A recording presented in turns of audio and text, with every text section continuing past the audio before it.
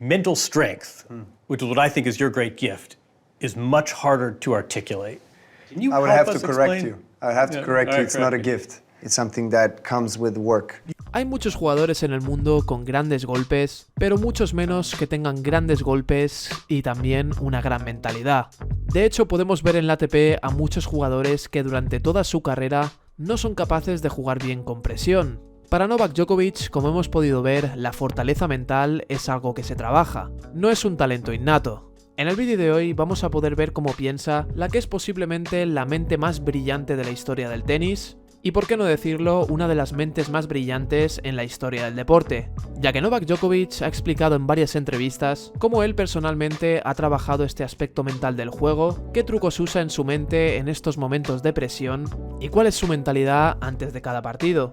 Así que si os gusta el vídeo, no olvidéis dejar un me gusta. Si eres un fan del tenis, considera suscribirte al Rincón del Tenis para más contenido como este. Dicho esto, empecemos con el vídeo. I think it all starts even before you get out on the court. You know, what you do to get yourself mentally prepared for the match, to get yourself in the right state of mind where you are, calm, composed, serene enough, but yet you have the right intensity and the drive and motivation to play well and be dynamic and fast on the courts.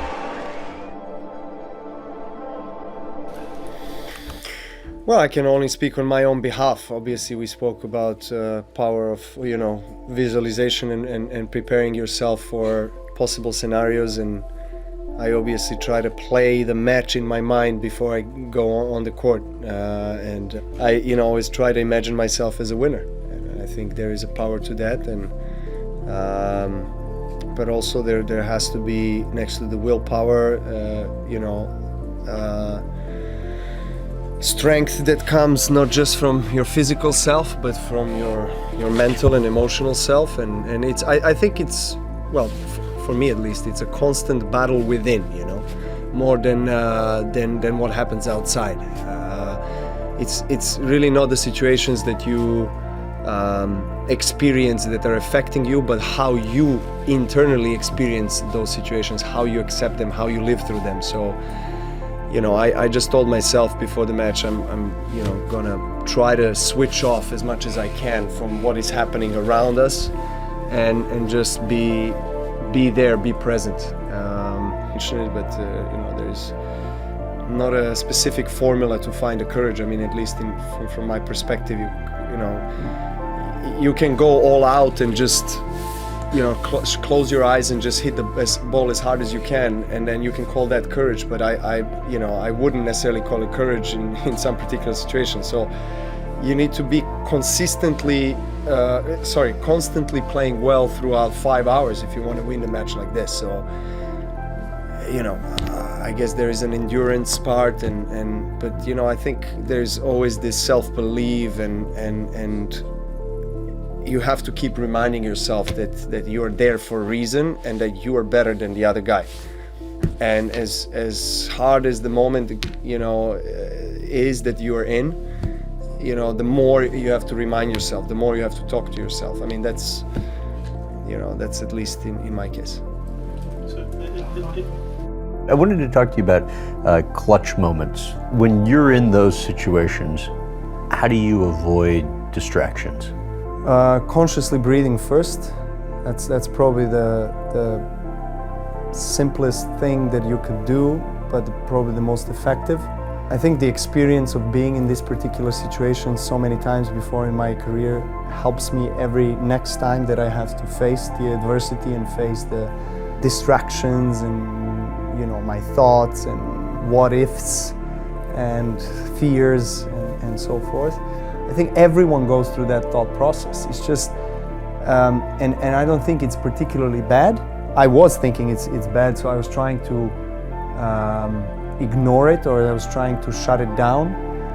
But I think the major transformation in a positive way for me started when I was starting to acknowledge it and accept it as part of me. It's there. My ego is there. My fears are there. Everything is there.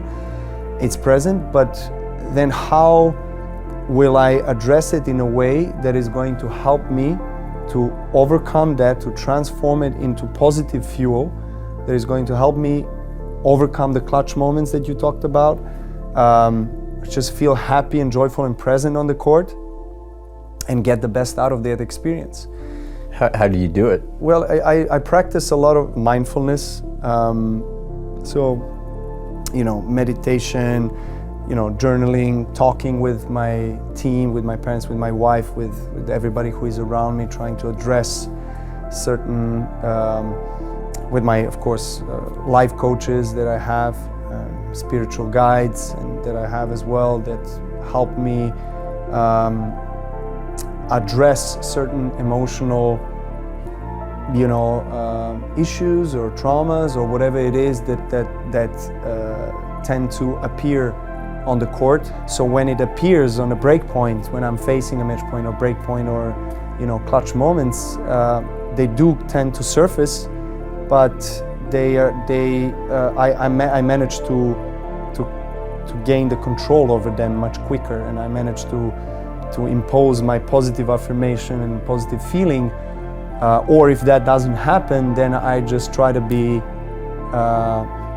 conscious that I have to accept that moment, that's going to happen, but I focus on my breathing and I focus on being in the moment and what needs to be done next moment, which is playing the right shot, positioning myself well on the court, and just focusing on executing the point right. It just takes years of devoted practice mentally, not just physically, and you have to do it. You can't expect others to really fix your emotional or mental issues. They can encourage you and they can empower you, and they can understand you and they can give you tools, but you have to use those tools and do it the right way. That in those moments of when you're facing adversity and when you're challenged, you should always look inside, because that's where the answer lies. I did not understand that fully. I heard that before, but I think when I went through this journey, I understood really what that means, and now I know where I can always find strength and belief and motivation to get me going. Thank you very much for this wonderful evening. Thank you very much, Loris. I appreciate it.